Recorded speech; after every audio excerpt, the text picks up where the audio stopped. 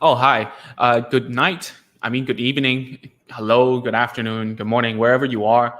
My name is Ming. So today we're going live to talk about matching skills. Okay, so it's very niche, it's very special and to the point because if you know what I'm talking about, then you know what I'm talking about. So basically, I've been getting a lot of parents telling me a lot, meaning like five to six parents telling me that during their speech therapy or ABA therapy, they've been working on matching. And they've been doing the same thing at home because the therapist has been telling them. So this live is just to talk about is it a good thing? Is it a bad thing? Why are we doing this? Why matching is important, why it's not important, or maybe whatever. Okay. So if you're watching this and you're seeing this live, do let me know where you're watching from. So I kind of understand what I can do next time, given your culture and your circumstance and where you're from. But usually it's in Southeast Asia or in the United States or Canada or Australia, these few places. Okay. So, all right. So let's dive into it. So matching skills is something that a lot of therapists do, especially in bigger centers where they have both speech therapy and ABA. And matching is something what we in the therapy world say is a prerequisite. I can't even say the word prerequisite. Okay, it's a pre. Actually, in our terms, it's a pre-linguistic skill. Okay, and a pre-linguistic skill is basically all the skills that a child or a person needs before they are able to learn language, not a foreign language, but a first language. To acquire language, you need pre-linguistic skills.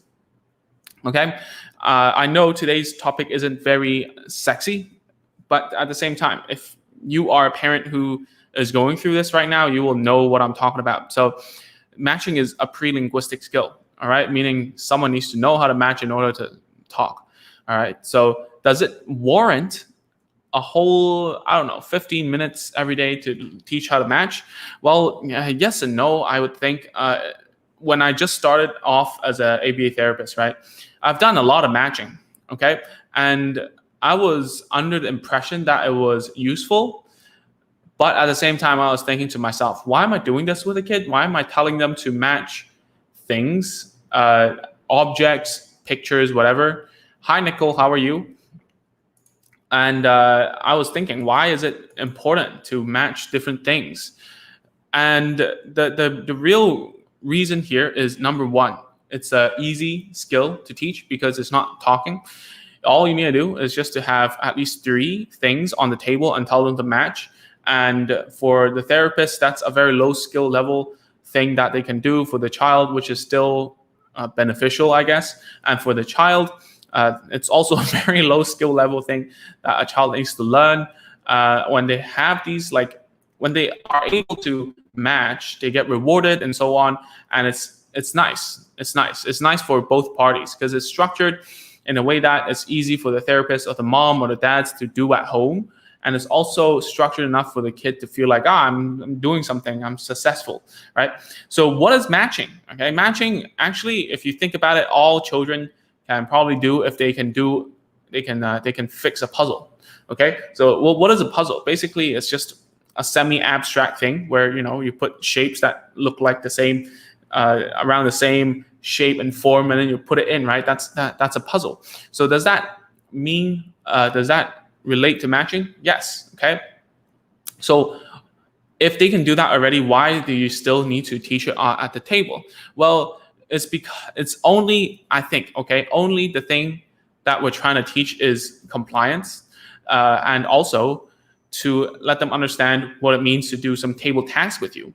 And I'm a big fan of structured tasks. Okay, so if you look at all the courses we have on agentsofspeech.com, a lot of stuff are very structured, and the structuredness comes. It's because I want to give you, the parent, a good structure to follow, and it's easy for you. Okay, a lot of times what I don't want is that I give you a very easy, like even in the micro course, right? We just updated it. I'm just going to talk about it here, about using gestures and using a very a structured way to teach it. And parents still are asking me what gestures can I do, and we just updated the course to add one more lesson to talk about how to put it all together. And I realized that I didn't talk about that. Okay, we have thousands, not thousands, but thousands something parents inside, and finally we're every few months we're gathering your data and going back and updating the course as we go. That's why it's getting longer and longer, not so micro anymore. We've got like 12 lessons in there, but that's besides the point. Okay, what I mean is matching is something that is structured and it makes sense for the kid and for you. All right, so if you're teaching that, what is the aim of it? The aim of matching, okay? At the end of the day, why is matching a pre-linguistic skill? Is because all the knowledge inside of the world is matching, okay? How do we learn a language? Is that we match the speech sound, the sound of that, to the meaning, right? To a meaning of I don't know.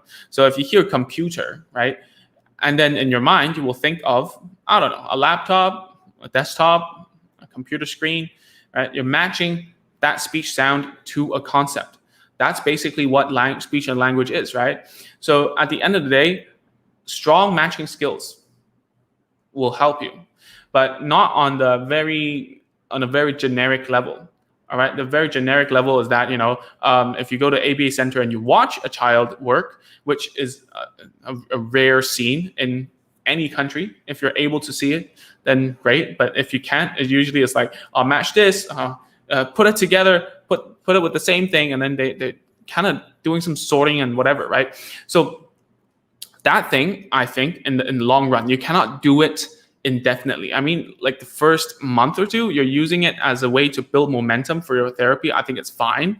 But if you're doing this in speech therapy, especially, I don't think it's very good, especially for very young children. Okay, very young children. What I mean by young children is like 2 to 3 years old. If your child is doing matching at 2 to 3 years old, I don't think that's the best use of their time. All right. There are other ways to teach matching. Okay. So we've talked about this inside of the micro course, the updated lesson so far. And why did we bring this up? Is because parents, moms like yourself, are asking me, how do I teach eye contact? How do I get them to respond to my name? How do I make them to look at what I'm doing, join attention? How do I make them want to play, right? How do I make them babble less and use words more? So all of these are symptoms, okay? I've talked about this before, symptoms. And matching skill is also a check, like one of the things that therapists or psychologists or pediatricians will check on the checklist, right? They go, cannot see, cannot look in the eye, cannot whatever, cannot grasp the pen with a nice grip, or I cannot sit properly for a long time, no eye contact. All these go in the checklist, and then after that they produce a report to you, and not their fault, because when you look at it and you're listening, all you hear is that because your child didn't do these things, therefore they have a diagnosis, whether it's ASD, whether it's like language disorder or delay or speech disorder, whatever there is, or what diagnoses are there out there right now? There's the sensory processing disorder, all these disorders, and then you have all those checklists. So what do parents think? What do I think? Like when I first became a therapist and I was reading these things. So the easy thing for us, obviously, is that we're going to go in and think, okay, I'm going to work on these things that don't have a tick, right? I'm going to go in and teach eye contact so that next time when they do the test, they're going to take the eye contact, and that's great. That's okay already. And sometimes matching skill is one of them. So when we look at it, we're like, oh, this kid can't do matching, I'll teach matching. This kid can't do whatever, I'll teach that. Okay, it's a very symptomatic approach, right? Let's say if you're at a doctor, right? You say at the doctor, and the doctor asks you, oh, how do you feel? I have a headache, I have a fever, I have a whatever, I have a this, I have a that. And then what really happens is that a lot of times we're treating the symptom. I'm giving you Panadol for your headache.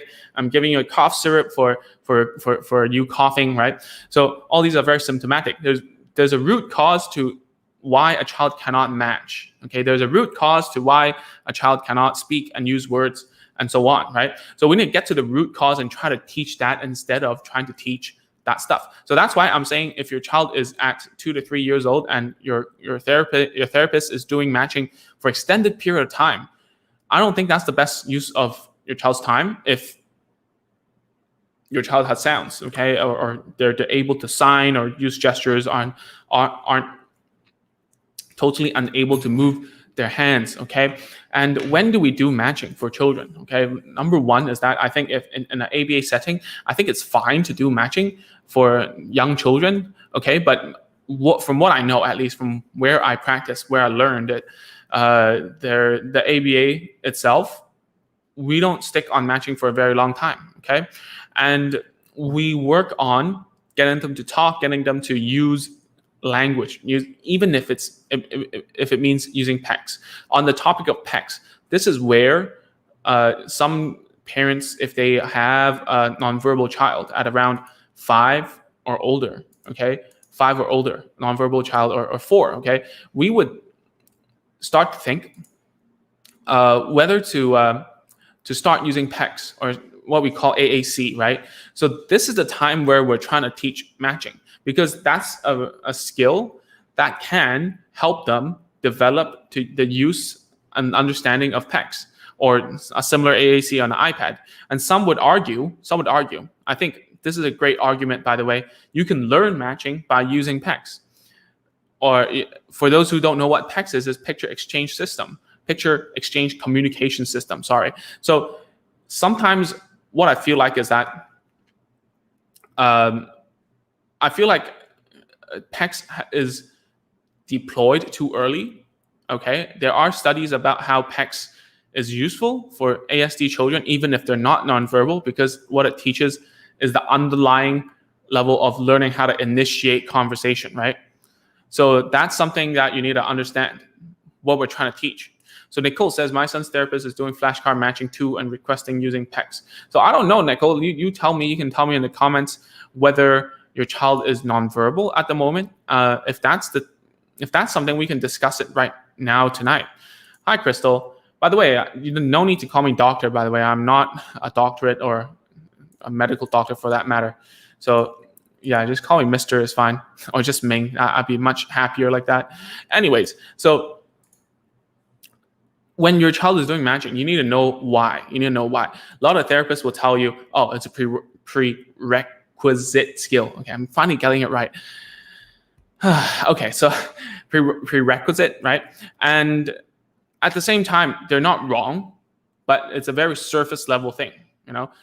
For instance, if they're thinking in a very physical manner, but at the same time, when you're learning language, the skills are soft skills, I would believe, most of the time, and it comes from understanding the context of conversation. And I'm talking like this, and it's very difficult for you to understand what I mean, right? So the first thing that I talk about inside of the micro course to you is that I'm just going to share it here. If you want to, you can, all the information is out there, but the micro course is just very condensed and very, very nicely put into a package that you can just watch, okay? So basically, the first thing I tell you is that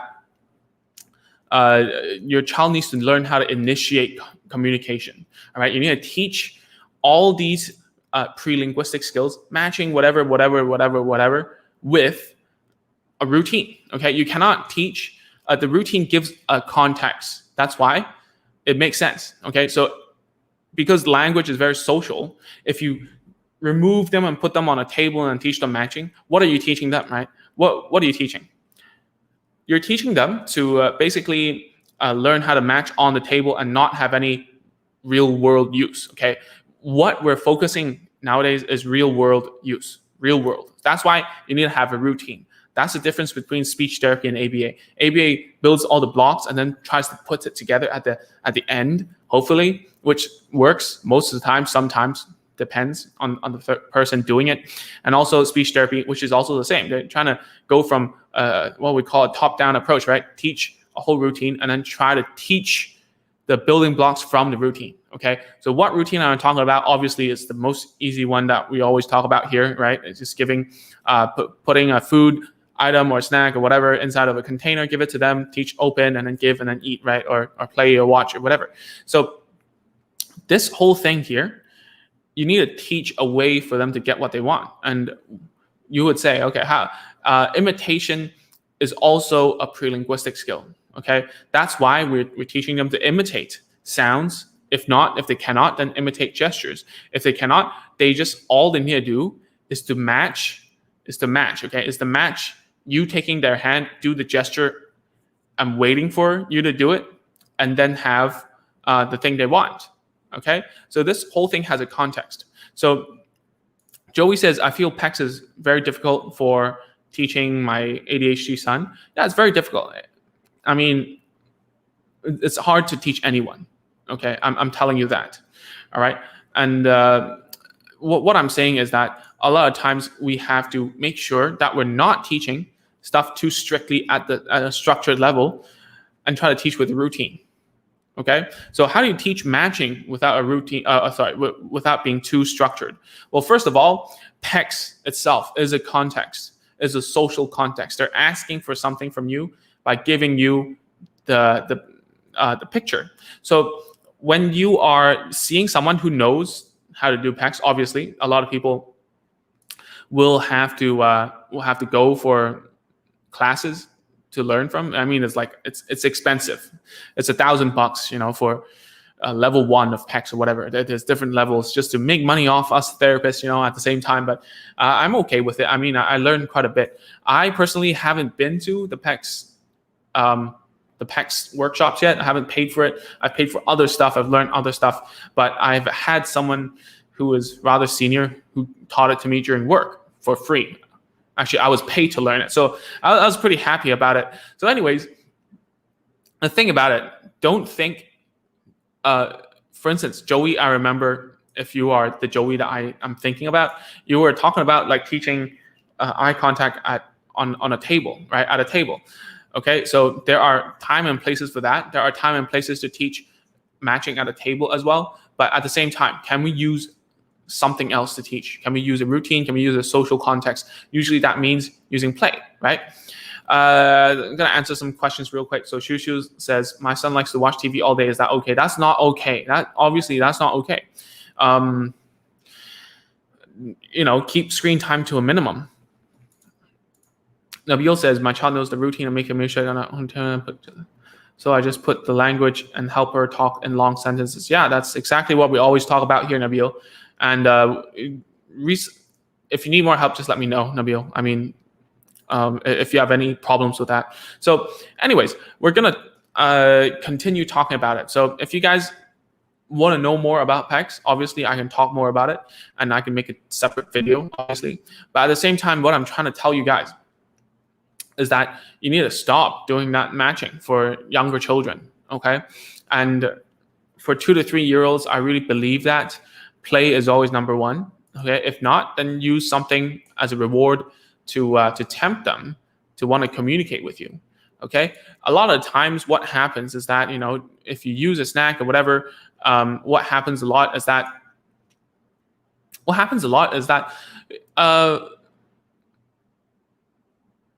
children get really anxious and they want it so bad that when you're trying to teach, that's what parents tell me, trying to teach them, they get angry and they get frustrated and they don't want anything, right?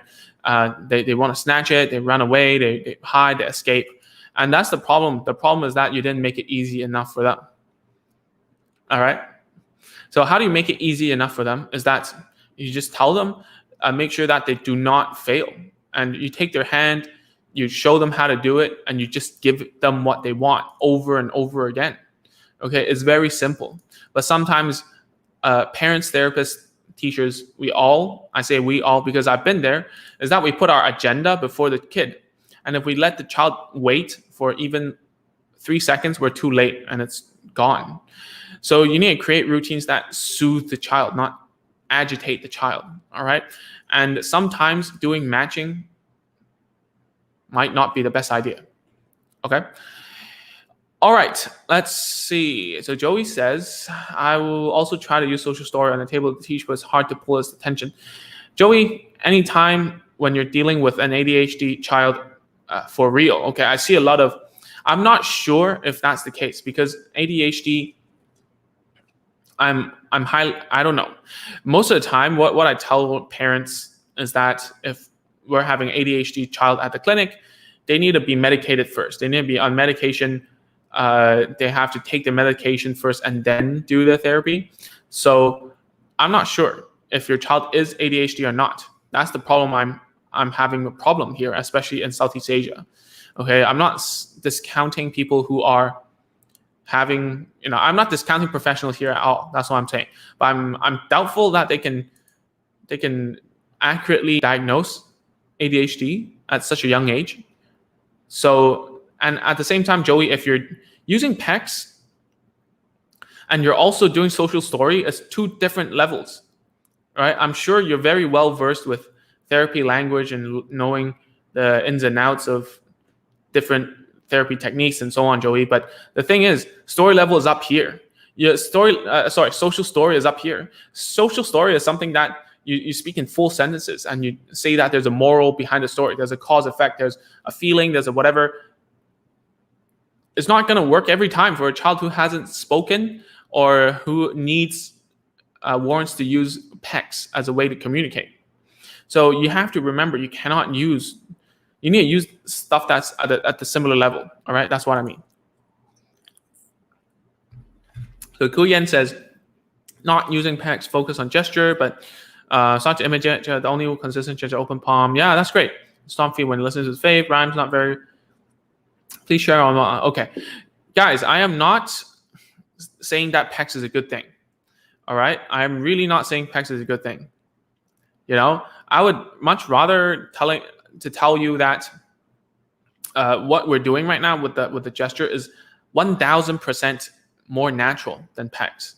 All right, I'll tell you about when and why we use PECS. All right, don't worry. I know you guys all want, Joey, you want something in the micro course on PECS, right? Still, I don't know enough about your child to give PECS or not. The problem why I don't put everything in the micro course is that, number one, it's not suited for everyone, and number two, I'm scared that parents take me out of context and try things, and it's happened already, right, Joey? You've been trying to do the eye contact thing with the kid. I said inside of the micro course, I try my best to cram as much information as I can inside of there. That's why it's so short and snappy. But the thing is, what I mean is that eye contact should be only done in that manner with tokens if and only if it's the only thing I can do to make them look at me so that I can teach speech sounds. Okay, so that I can teach speech sounds. All right. And that's when I've tried everything else. That's super unnatural to do that. And that's why it only worked at the table, because it is what it is. I mean, you're rewarding eye contact at the table, and any kid who is smart enough will know I will only need to look at you at the table and then I get rewarded. Other cases, I won't be, so I won't do it.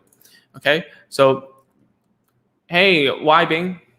Hi, Ming. How about an AAC app called Let Me Talk app? Does that help a young child to initiate communication? So I'm so happy that I'm able to talk to you guys before inside of the group, and because you've been through the micro course and so on, I can tell you right now that these AAC and PECS are not suitable for your child at that age. Okay, when do we use AAC? Alternative augmentative communication. When do we use it? We use it when there's literally no way to get a child to talk to us. Okay, when do we give up? At around 4 to 5, we start to think about AAC. Okay, I had a kid who came to me and he had a rare genetic disorder. Okay, I'm not gonna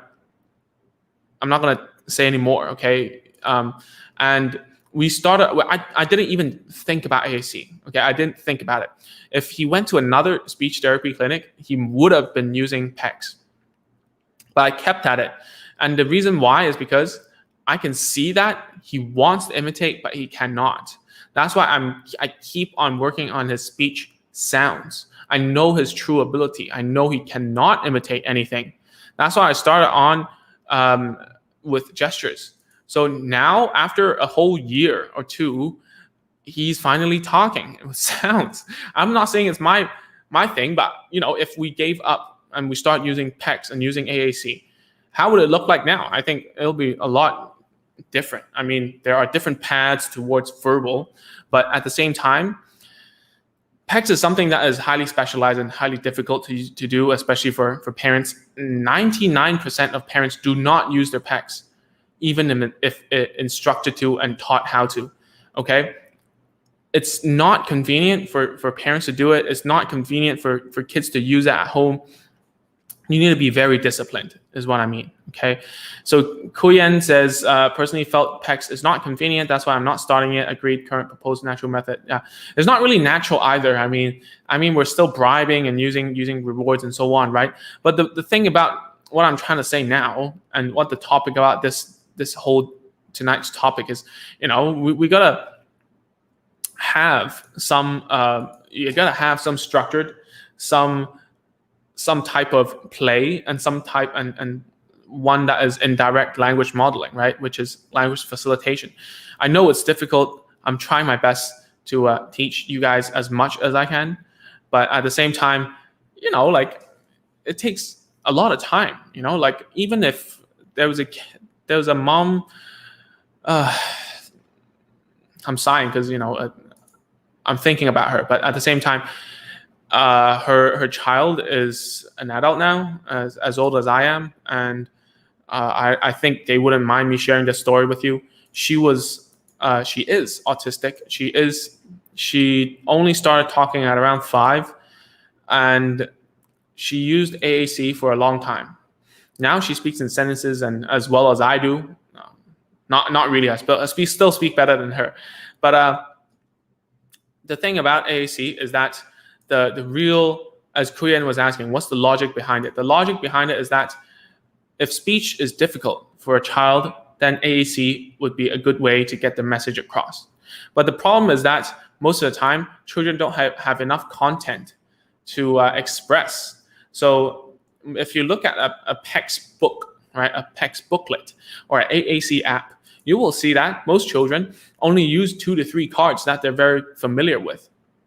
And that 2 or 3 cards are the ones that are so obvious, such as if he wants something from you, like a biscuit or something, their favorite snack, that's the number 1 card they're going to grab, or number 1 picture they're going to press and give it to you. That matching that they've been doing is very solid, okay?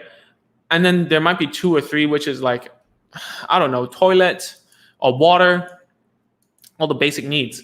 So AAC is aimed to replace verbal language, and when we're using it to teach communication initiation, we can use different ways to do it.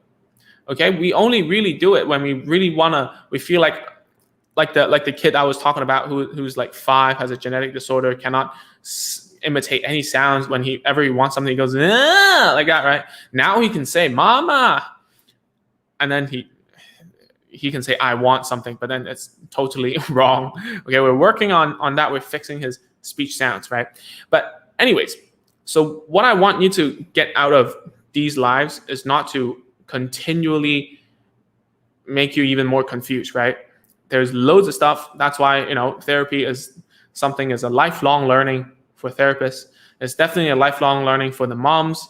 The moms that I know, they're still trying to learn, and they're still trying to like ask me everything that they see. That's why you see like Wai Bing asking me about Let Me Talk app, right? To be honest, Wai Bing, your child is 2, not even 3. I wouldn't even think about using an app.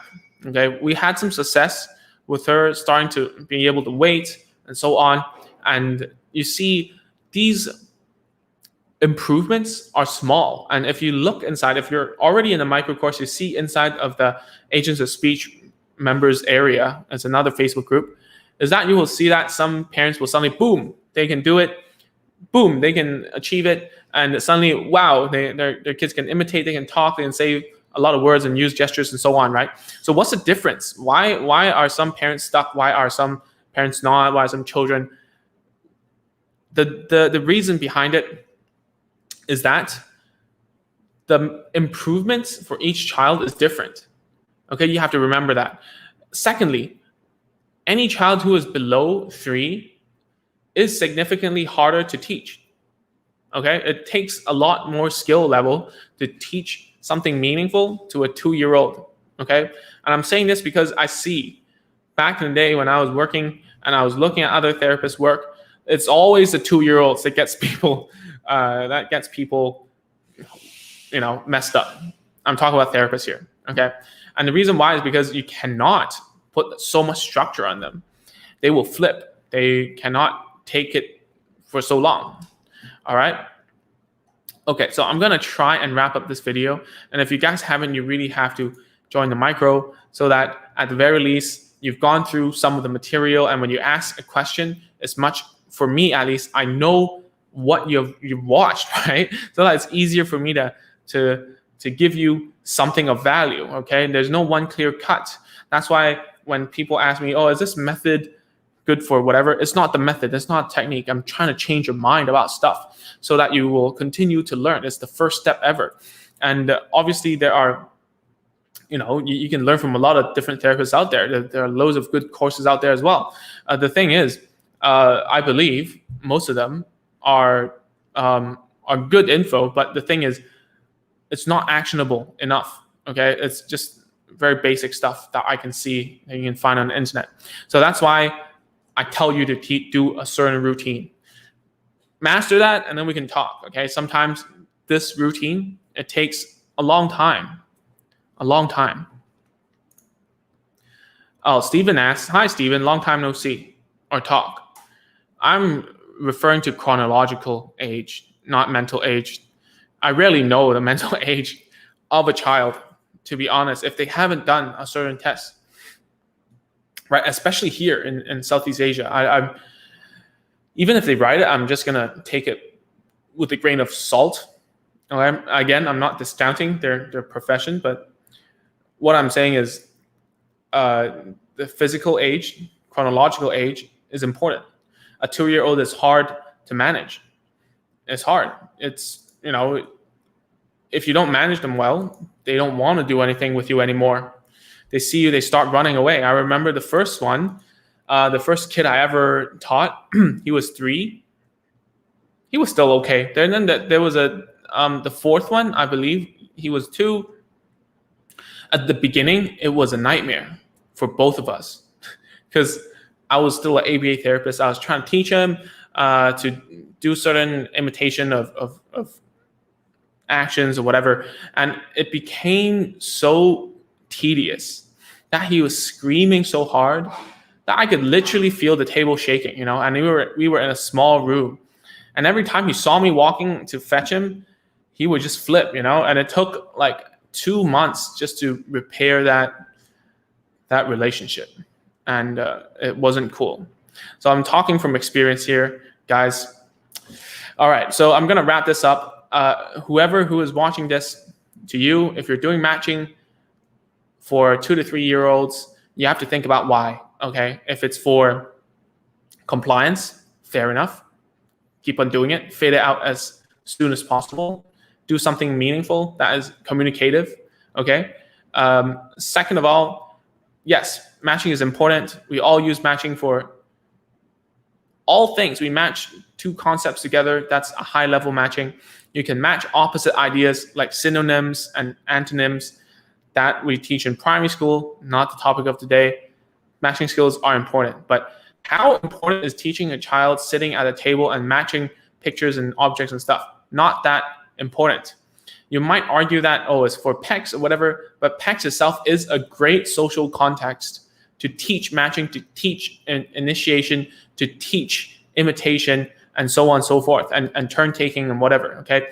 So that's why I want to tell you that always start off with having a great social context, okay? Even if we're starting off with using rewards and teaching them how to use gestures or tapping or whatever, or even if they're just willing to let us touch them and willing to let us physically manipulate their hands. Some kids, if you touch them, they're like, they're already defensive in terms of the sensory. And then when people see them, they will say, oh no, he needs OT, he's got sensitivity issues, and then he goes to SI or something, whatever.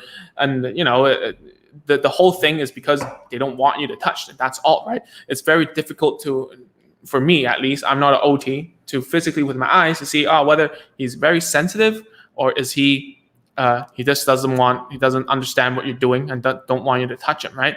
So at the end of the day, master one thing with your child first before going ahead. Okay, now I understand a lot more about the parents. Your mindset is that in your mind, when the professional tells you over like a seat, maybe like this over Zoom, that I will have a checklist. I say, no eye contact, no whatever, no socialness, no greetings, no what. It's a checklist. I use checklists as well when I'm doing an assessment. Okay, but it doesn't mean you have to go through all those things and teach it one by one. Okay, it's not an academic issue. Okay, it's a deep-rooted problem that has that you have to teach with a context.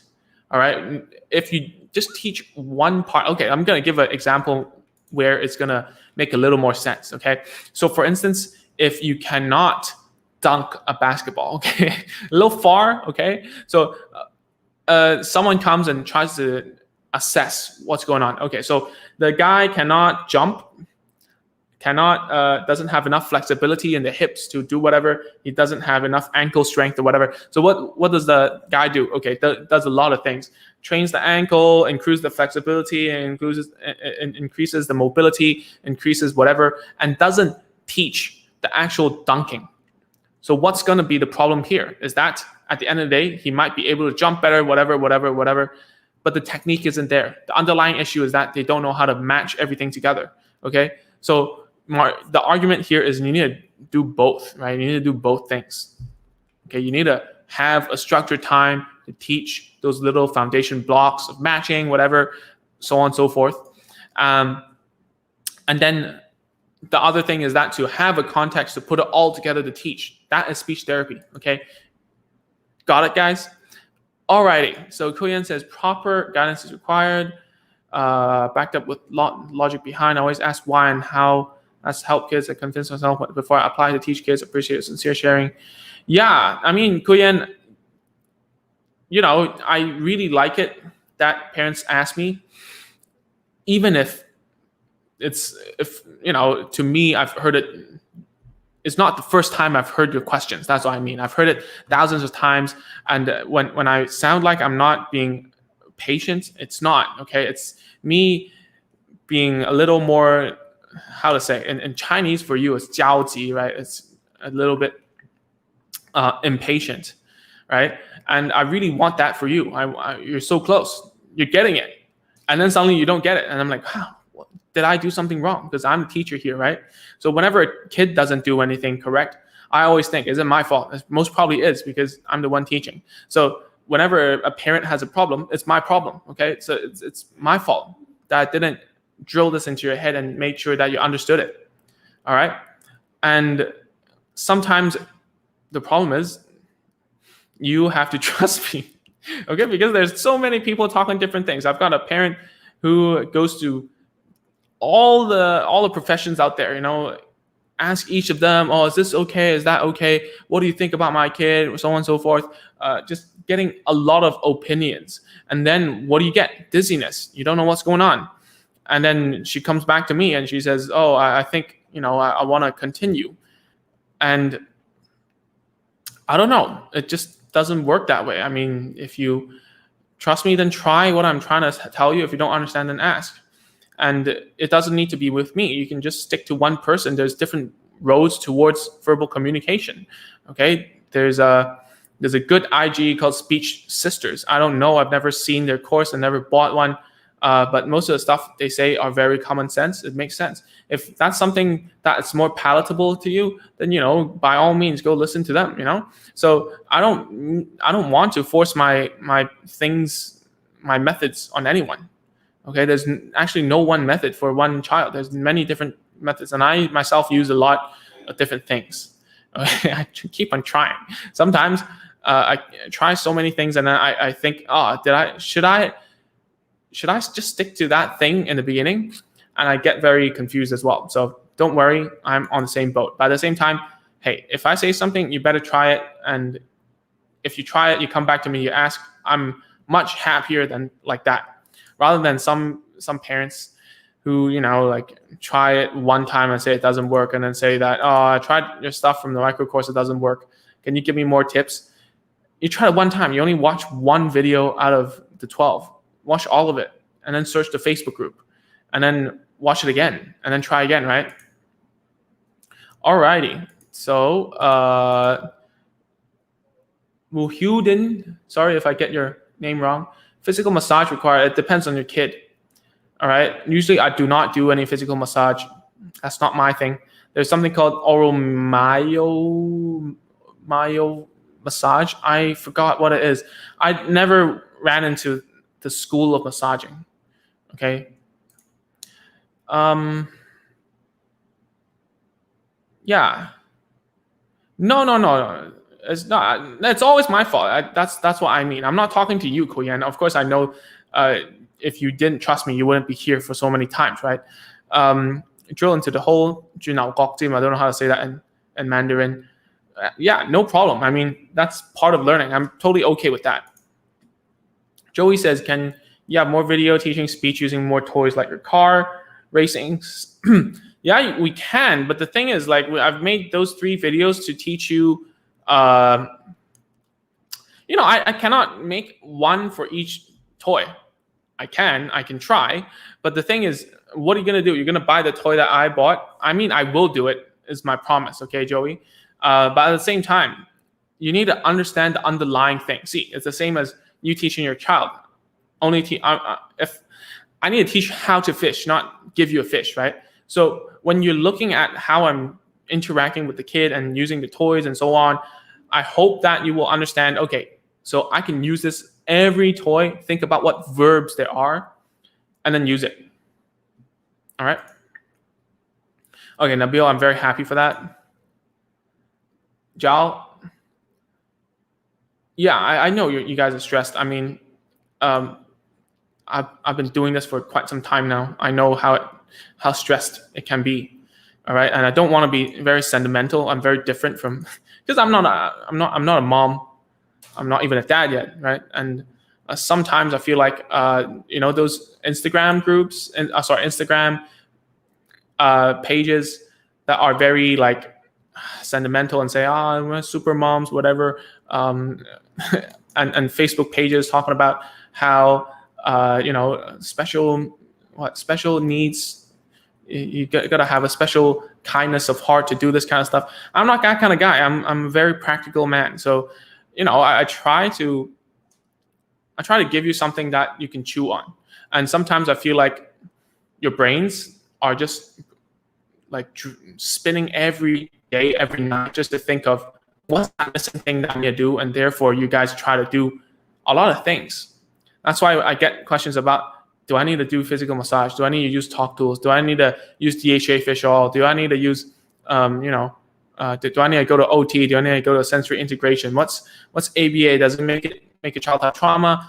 Should I try this? Should I try that? Should I try whatever? And at the same time, I mean, do one thing first, make it work, and then go from there.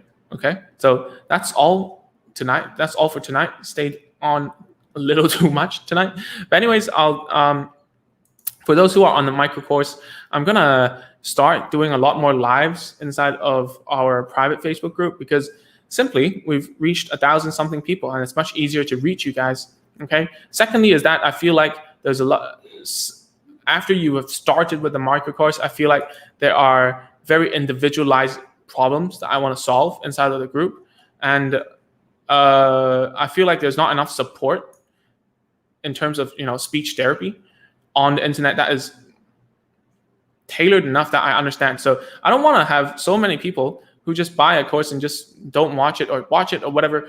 I want to help you guys. That's why I made this even before Corona.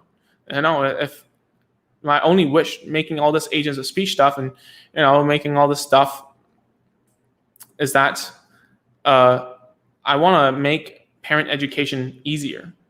And I don't want to have to teach everyone one by one. That would be crazy. So that's all, guys. If you're already in the micro course, I'll be doing a lot more training inside of the Facebook group to help you guys out.